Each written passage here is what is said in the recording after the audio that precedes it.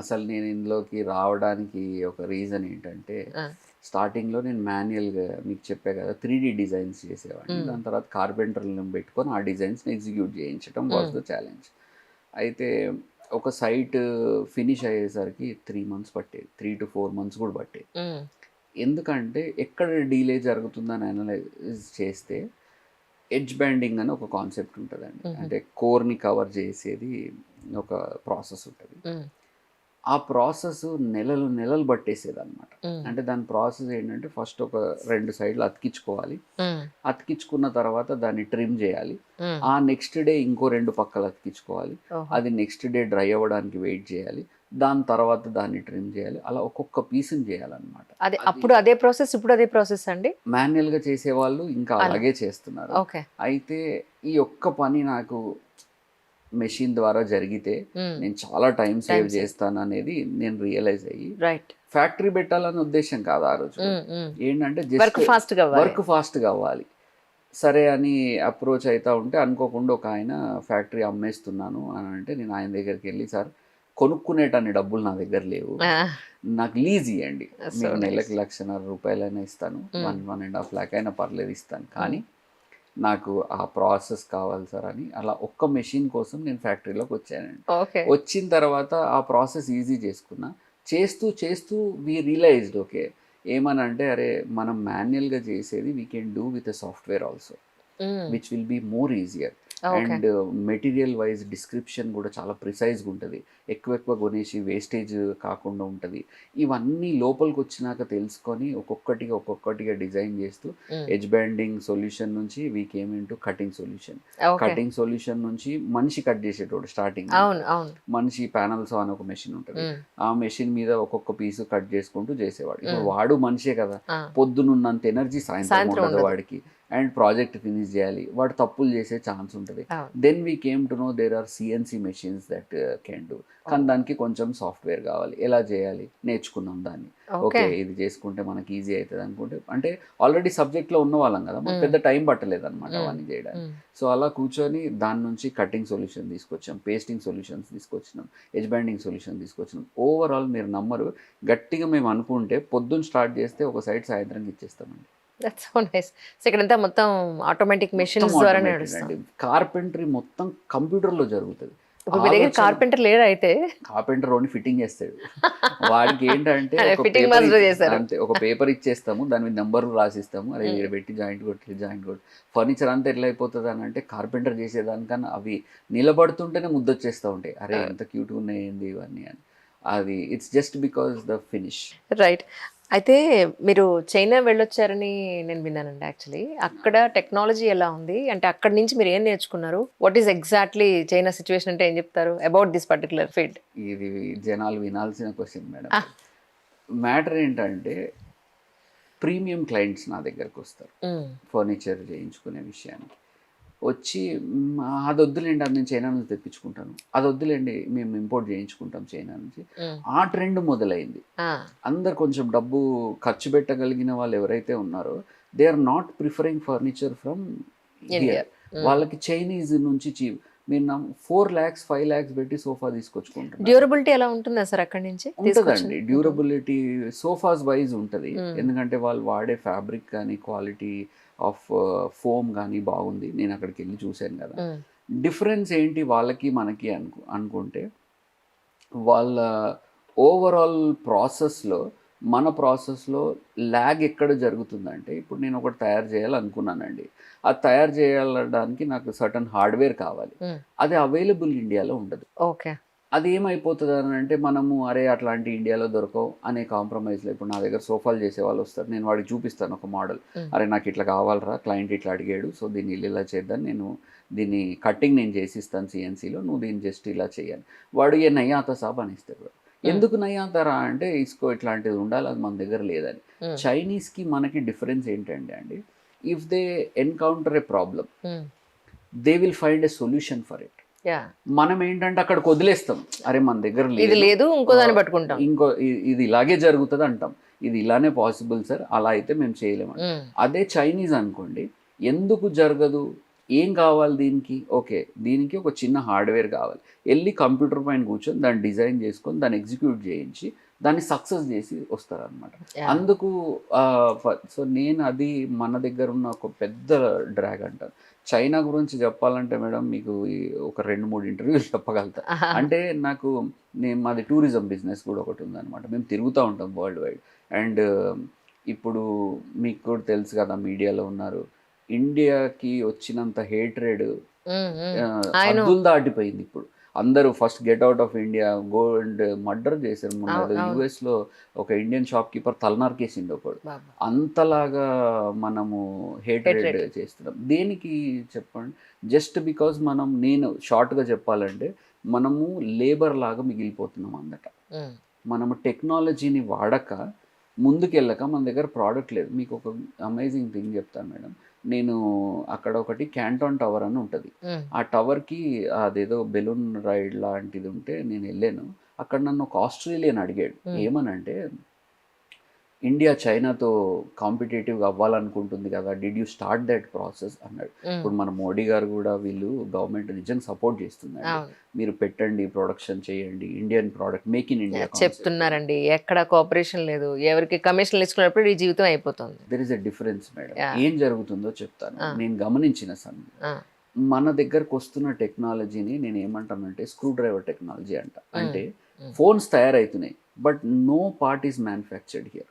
హ్మ్. అన్ని పార్ట్స్ తెప్పించుకొని స్క్రూ డ్రైవర్ పెట్టి టైట్ చేసి ప్రోడక్ట్ ఇక్కడ చేస్తున్నారు. అసెంబ్లింగ్ అవుతుంది అంతే. అసెంబ్లింగ్ అవుతుంది ఇక్కడ అంతే. అంటే సరే, పెద్ద పెద్ద ప్రోడక్ట్స్ వద్దు, తర్వాత చేద్దాం. హ్మ్. చిన్న చిన్న ప్లాస్టిక్ వస్తువులు ఇంపోర్ట్ చేయడం ఏంది మేడం మనం? ఈ హ్మ్. ఈ చిన్న చిన్న రాడ్లు గీడ్లు ఇంపోర్ట్ చేయడం ఏంది మేడం మనం?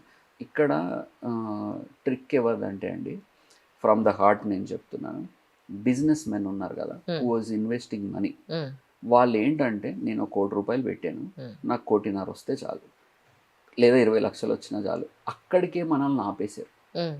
దాన్ని మనమే ఎందుకు చేసుకోకూడదు అనే ఆలోచనకు తీసుకురాలేదు దాన్ని. యాహ్! మనమే చేసుకుంటే ఫార్ బెటర్ క్వాలిటీ వస్తామండి. హ్మ్. మన ప్రోడక్ట్ మంచి క్వాలిటీ అయినప్పుడు వరల్డ్ వైడ్ మన దగ్గర కొనడానికి వస్తారు. చైనీస్‌కి ఒక బ్యాడ్ నేమ్ ఉంది మేడం. ఏంటో తెలుసా? వాళ్ళ ప్రోడక్ట్ క్వాలిటీ ఉండదని. హ్మ్. ఇండియన్‌కి అది గుడ్ నేమ్ ఉంది. ఏమనంటే ఇండియన్ ప్రొడక్ట్స్‌ని నమ్మొచ్చు మనమని. అండ్ ఇండియన్ హాస్పిటాలిటీ పైన, ఇండియన్ కల్చర్ పైన చాలా రెస్పెక్ట్ ఉంది. అవును. అవును. ఇతర డిఫరెన్స్ ఏంటంటే ప్రోడక్ట్స్ మనం తయారు చేయట్లేదు. కొనుక్కోవడానికే ఇష్టపడుతున్నాం తప్ప తయారు చేయట్లేదు. నేను ఈ ఇంటర్వ్యూ ద్వారా వింటూ సడన్‌గా చెప్పాలనిపించి చెప్తున్నాను. యాహ్! ఇండియాలో ఎంత ఎంప్లాయ్‌మెంట్ క్రియేట్ చేయొచ్చు అంటే అంత చేయొచ్చు మేడం. ఒక ఎగ్జాంపుల్ చెప్తాను. మనకి 100 వస్తువులు కావాలి, 100 ప్రొడక్ట్స్ కావాలనుకోండి. హ్మ్. ఇండియాలో 20 తయారు చేసుకునే కెపాసిటీ ఉంది. హ్మ్. 80 ప్రొడక్ట్స్ మనం ఇంపోర్ట్ చేస్తున్నాం. ఏవి? I am not talking about high technology, అసలు అర్థం కాని భాష నేను మాట్లాడట్లేదు. హ్మ్. చాలా సింపుల్ ప్రొడక్ట్స్, చిన్న చిన్న ప్రొడక్ట్స్. మా విషయమే తీసుకోండి. హ్మ్. మా let us make our own hinges. Hmm. Let us make our own laminates. Hmm. మనది మనమే చేసుకుందాం. రైట్. మనం ప్రోడక్ట్ వైజ్ చాలా బెటర్ అయిపోతాం. వాళ్ళకన్నా బెటర్ అయిపోతాం. అలా మీరు ఇక్కడ ఇంప్లిమెంట్ చేయగలిగారా? చేస్తున్నాను మేడం. ఎవ్రీ పాయింట్‌లో నేను టెక్నాలజీని తేవాలని నా టీమ్‌కి రోజు పొద్దున ఒక క్లాస్ జరుగుతది. ఏంటంటే how better you can make this. హ్మ్. దీన్ని ఈజీగా ఎలా చేయగలుగుతావు? హ్మ్. చైనీస్‌లో నేను ఒక మెషిన్ చూసానండి. జడలల్లే మెషిన్ ఉందండి వాళ్ళ దగ్గర. సీరియస్లీ? ఒక గ్యాడ్జెట్‌లో వెంట్రుకలేసేస్తే ఆ! అది జడేసేస్తది. అవసరం లేదు ఆ మెషిన్. ఆ! But they invented it. దేనికి అని అంటే వాళ్ళ దగ్గర ఆ స్కోప్ ఉంది కదా. అవునవును. సో ఫన్ కోసమో దేనికోసమో అనుకోండి, ఆ చిన్న పిల్ల జడలేస్తే టక టక టక అల్లేసింది అది. ఆ! నేను అనుకున్నా, అరే వాళ్ళు ఎందుకు అట్లా ఆలోచిస్తున్నారు, మనం ఎందుకు ఊర్లలోకి వెళ్ళానండి హ్మ్. నేను. ఇప్పుడు ఎస్సీజెడ్స్ జనరల్గా మనం కూడా అనౌన్స్ చేస్తాం హ్మ్. కదా. నాకు ఏదో పెద్ద మెషిన్ అవసరం ఉంటే ఏదో మారుమూల గ్రామానికి తీసుకెళ్ళాడు వాడు. హ్మ్. తీసుకెళ్తే ఊరికి తీసుకెళ్తున్నాడు, ఏ సబ్బులో పప్పులో ఉంటాయి అనుకున్నాను నేను. ఆ! హెవీ మెషినరీ తయారవుతుంది ఆడ ఊర్లలో. ఏందిరా బాబు వీళ్ళ దగ్గర అంటే, వాళ్ళకు ఒక అడ్వాంటేజ్ ఉందండి. నాకు కుళ్ళొస్తుంది ఆ అడ్వాంటేజ్ మీద. ఆ! ఏంటంటే వాళ్ళ భాష ఒకటే. హ్మ్. మొత్తం దేశమంతా ఒకటే భాష ఒకటే భాష. మాట్లాడతారు. హ్మ్. అదే భాషలో వాళ్ళ కంప్యూటర్స్ ఉన్నాయి. ఓహ్! ఒక కమాండ్ రాయాలి, ఒక కోడ్ రాయాలనుకోండి, హ్మ్. మన దగ్గర ఉన్న దురదృష్టం ఏంటంటే ఇంగ్లీష్‌లోనే రాయాలి దాన్ని. అవును. ఇంగ్లీష్ అందరికీ రాదు. రాదు. ఇంగ్లీష్ అండర్‌స్టాండింగ్ అందరికీ హ్మ్. రాదు. ఆ subject is a very easy subject. But as this person is not able to code in English, అవును. We are not able to do it. అవును. వాడనుకోండి వాడు ట్రాన్స్లేటర్ని పెట్టుకొని నాతో మాట్లాడుతున్నాడు, కానీ కంప్యూటర్ కోడింగ్ ఇవ్వగలుగుతున్నాడు. ఎట్లా ఇస్తున్నాడు అని చూస్తే ఆ భాష అంతా చైనీస్ భాష. It is easy for them to communicate between machines. అలాంటి తెలుగులో చేస్తారంటే మన వాళ్ళకి తెలుగులో చేసేంత అవకాశం లేదు. చేసుకోవచ్చు. లేదు అసలు ఆ థాట్ ప్రాసెస్, అదే థాట్ ప్రాసెస్, ఆలోచించే విధానం మారి మనం అలా ఏదన్నా చేసుకుంటే. అట్లని ఇప్పుడు ఇండియాతో బాధ ఏంటంటే కుళ్ళొచ్చింది అన్న కదా, ఎందుకంటే ఎన్ని భాషలను చేస్తాం కంప్యూటర్. అదే కదా. ఒక్క భాష అంటే ఇప్పుడు నేను ఇజ్రాయెల్ వెళ్తా కదా, ఇజ్రాయెల్లో హీబ్రూ భాషలోనే కంప్యూటర్ ఉంటుంది, చైనాలో చైనీస్ భాషలోనే ఉంటుంది, మిడిల్ ఈస్ట్ వాళ్ళ అరబిక్ లాంగ్వేజ్ లోనే కీబోర్డ్ అంతా ఉంటుంది. మనకి లేదు అది. అవును. ఇప్పుడు అలా చేద్దాం అనుకుంటే తెలుగులో ఒకటి చేయాలి, హిందీలో ఒకటి చేయాలి, గుజరాతీలో ఒకటి చేయాలి. ఎన్ని కీబోర్డ్ తయారు చేస్తాం చెప్పండి మనం. సో అక్కడ మనం కొంచెం లాగ్ అవుతున్నాం. ఏదన్నా ఇన్నోవేటివ్ టెక్నాలజీ ఉన్న వాళ్ళు హెల్ప్ చేసి మనకి. చాలా గ్యాప్ ఉందండి వాళ్ళకి మనకి టెక్నాలజీ డిఫరెన్స్ ఉంది మేడం. అంటే వాళ్ళు ఏంటంటే తక్కువ చదువుకున్నోడు కూడా కంప్యూటర్ ఆపరేట్ చేయగలుగుతున్నాడు కదా, అక్కడ వాళ్ళు మనల్ని కొట్టేస్తున్నారు. మనము పెద్ద చదువుకున్నా కూడా ఇంగ్లీష్లో దాన్ని మార్చలేకపోతున్నాం చూడండి, అక్కడ మనం వెనుకబడిపోతున్నాం. బట్ స్టిల్ ఈ రోజుకి ప్రోడక్ట్స్ పైన, మ్యానుఫ్యాక్చరింగ్ పైన బ్యాంక్ లోన్స్ ఇస్తుందండి. క్రోర్స్, 10 crores, 15 crores స్టార్టప్ కంపెనీస్కి ఇస్తుంది. ఒక చిన్న మెషిన్స్ మీరు మనం చైనా నుంచో ఎక్కడి నుంచో తెచ్చుకొని ప్రోడక్ట్స్ తయారు చేయడం కానీ మొదలు పెట్టినాం అనుకోండి మేడం, చాలా తొందరగా మనం పికప్ అయిపోతాం. చాలా తొందరగా ఒక డెవలప్ నేషన్ వెళ్ళిపోతాం. మనం బయటికి పోయి ఉద్యోగాలు చేసుకోవాల్సిన అవసరం లేదు. We can create employment year. యూఎస్లో ఉన్న వాళ్ళు కూడా ఇక్కడ నేను చూస్తూ ఉంటాను కదా, 4 ఇల్లులు, 5 ఇల్లులు, 6 ఇల్లులు కొనుక్కుంటూ ఉంటారు, విల్లాలు కొనుక్కుంటూ ఉంటారు. మేము రాలేమండి మీరే చేసి ఇచ్చేయండి అని కూడా అన్న వాళ్ళు ఉన్నారు. అలాంటి వాళ్ళకి కూడా నేను ఏం సజెస్ట్ చేస్తా తెలుసా, మీరు ఒక 1 కోటి రూపాయలు, 2 కోట్లు ఒక కంపెనీ పెట్టేయండి, ఏదైనా దాన్ని నడిపించేది ఎట్లయినా నడిపిస్తాం. అవసరమైతే నా దగ్గర ఇన్వెస్ట్ చేయండి, నేను దాన్ని పెద్దగా చేసి మీకు ఇస్తా. కాకపోతే invest in India product wise. We will create products.